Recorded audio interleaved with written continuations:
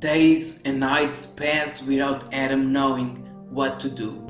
Lost and aimlessly, he walks in the desert.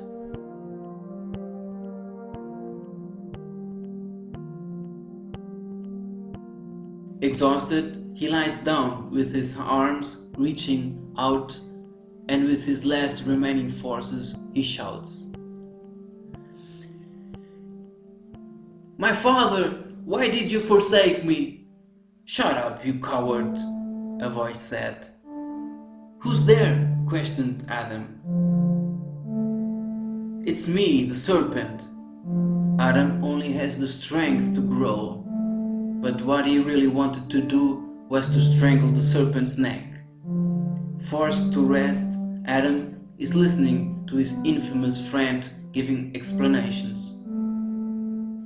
"Love is the junction of love and hate," the serpent said and continues, recounting his past by confessing that his looks in the original form is ugly, and all of the paradise creatures, which are pleasant to look at, gave him the nickname of Devil, a name that sounds kind of out of fashion and weak and ridiculous, because it's neither good nor evil.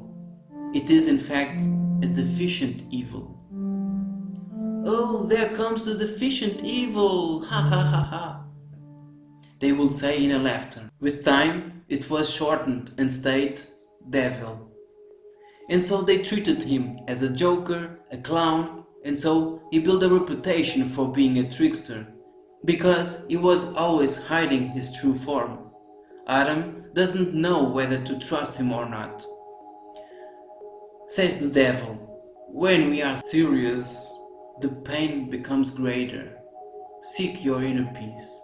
But what the devil really wanted to say to Adam was that in these days of absence, he discovered where Eve is and tells him that God put her in his palace, in the cloister's garden. But she's fine because she figured out how to make a wine from a plant that allows her to shrink and become small as an insect. So she has a huge area to explore and get to know.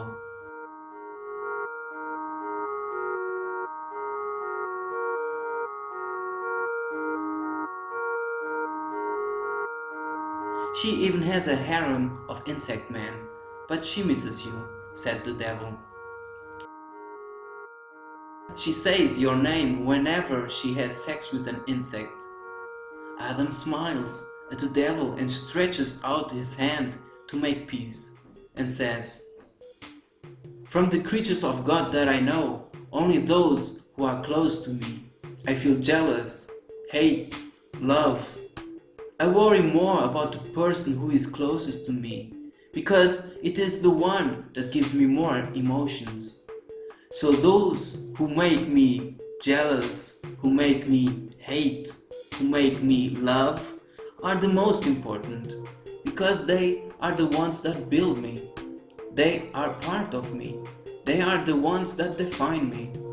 And there is nothing worse than not to know how to define ourselves."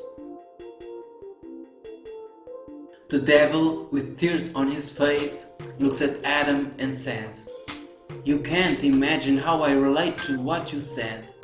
I also didn't know how to define myself for a long time. To accept me, which would be more acceptable? To bring goodness inside evil, or to bring evil inside goodness?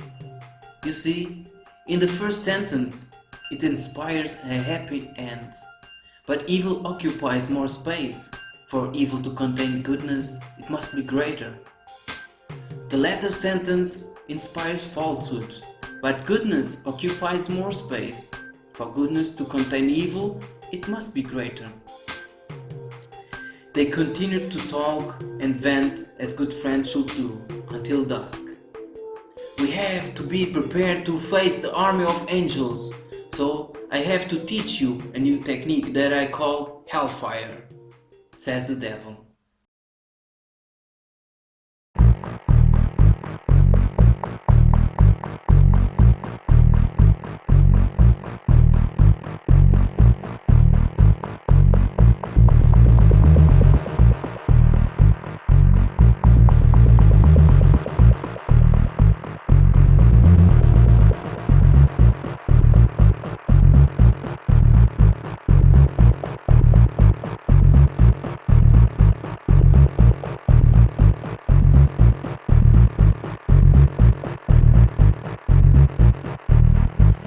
practiced into the night until he was so good that he turned the night into day and sand into the reflection of the sky. "I'm ready," exclaimed Adam. "Before we go to the palace of God to rescue Eve, I must tell you something that you should never forget," said the devil. "What is it?" questioned Adam curiously. With a face as serious like Adam had never seen before, the devil speaks. "Love is something different depending on the age, and also something different depending on the creature. But there is something that is common in all versions. It is inexorable sharing." "Inexorable sharing?" Adam is intrigued. "Answer me. Is it sharing my love with Eve?" "Yes, yes," said the negligent devil. "Come on now, you strengthened well while you practiced the technique."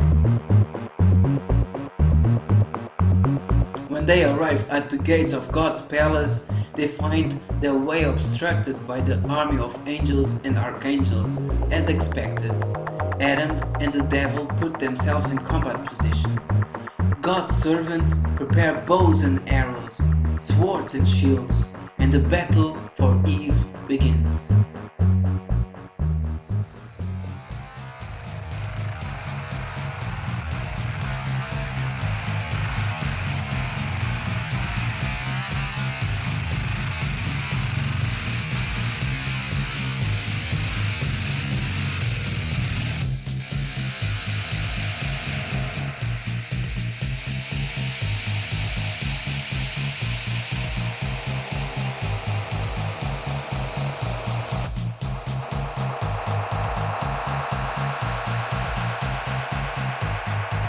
The fight is immense.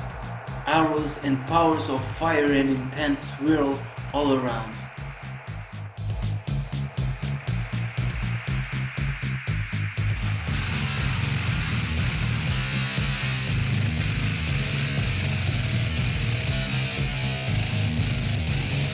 While the devil took charge of restraining God's army, Adam sought in the midst of the confusion San Pedro, who has in his possession the key to opening the gates of the palace.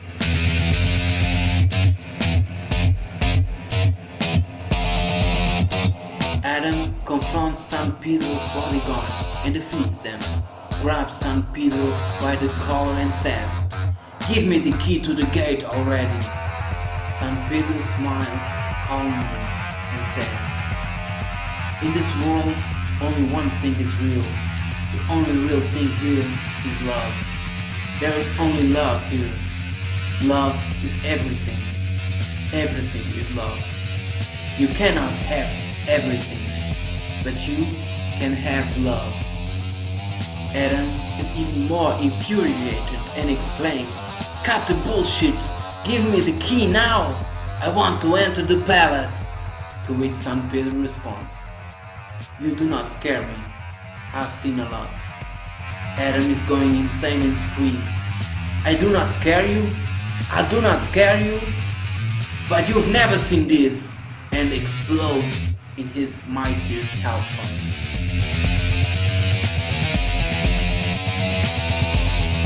Adam arrives near San Pedro lying on the ground. "Give me the key." San Pedro materializes the key in his hand and whispers, "We are going to be friends in the end."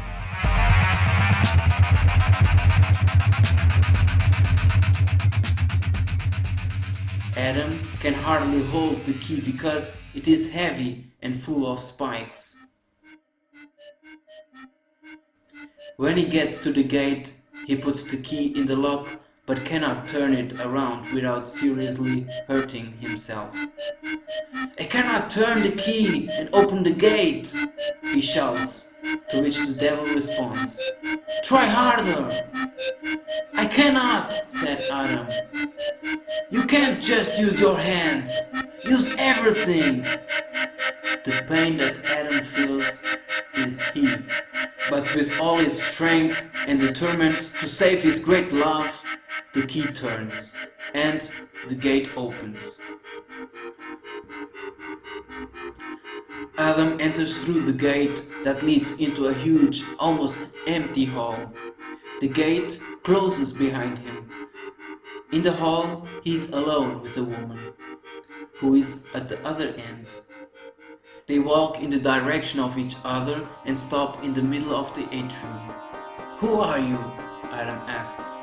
"I want to free Eve. Do you know where she is? Is God around? Where is he?" The woman looks at Adam with a penetrating and silent look, but interrupts and says sympathetically, "I heard that you are good. Fuck her." "What?" Adam asks confused, and she continues, "Join me, embrace me, fuck with me."